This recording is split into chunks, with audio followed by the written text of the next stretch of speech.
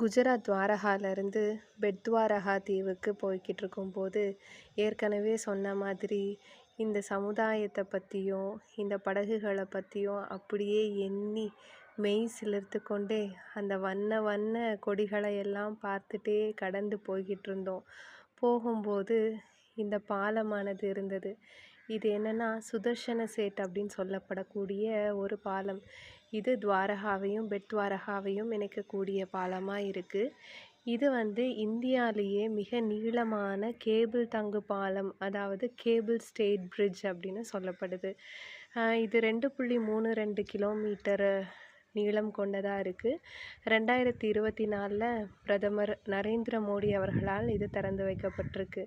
அதாவது துவாரகை கோயிலுக்கு போகிற பக்தர்களுக்கு மிகவும் பயனுள்ளதாக இருக்குது. ரொம்ப வித்தியாசமாக இருந்தது.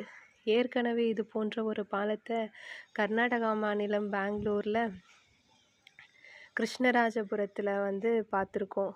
இதே மாதிரி கேபிள் தொங்கு பாலத்தை. அடுத்ததாக இது ரொம்ப நீளமானதாகவும் பெரியதாகவும் இருந்தது. இந்த பாலம் முழுவதுமே பார்த்தோன்னா கிருஷ்ணரோட குறியீடுகள் தான் அதிகமாக இருந்துச்சு. அதாவது கிருஷ்ணரோட மயில் இறகு, அதற்கான கொடிகள் அந்த மாதிரி இருந்தது. இன்னொன்று என்ன நான் நிறைய கவனித்தேன்னா, குஜராத்தில் அதிகமாக சில பெரிய வணிக நகரங்கள்லாம் பார்க்கும்போது இருசக்கர வாகனங்களை விட அதிகமாக இந்த 4 சக்கர வாகனங்களோட பயன்பாடுகள் தான் அதிகமாக இருக்குது. குஜராத்தில் நான் தங்கியிருந்த இடத்துல கூட சாலைகளில் அதிகமாக 4 சக்கர வாகனங்கள் ஓடியதை தான் நான் நிறைய கவனிச்சிருக்கேன். இருசக்கர வாகனங்களோட எண்ணிக்கை ரொம்பவே குறைவானதாக தான் அங்கேயுமே இருந்தது. இந்த பாலத்தை அப்படியே ரசித்தபடியே பெட் துவாரகாவுக்கு போய்கிட்டு இருந்தோம். ரொம்ப அழகானதாகவும் நீண்டும் இருந்தது. பக்கத்தில் அந்த கடலில் பார்த்தோன்னா நிறைய படகுகள், கப்பல்கள்லாம் வந்துட்டு இருந்துச்சு.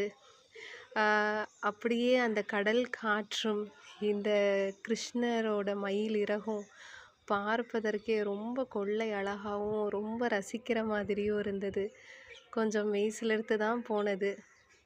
வித்தியாசமான அனுபவமாகவும் இதெல்லாம் வாழ்க்கையில் ஒரு முறை பார்த்திடக்கூடிய இடங்கள் தான்னு தோணுச்சு.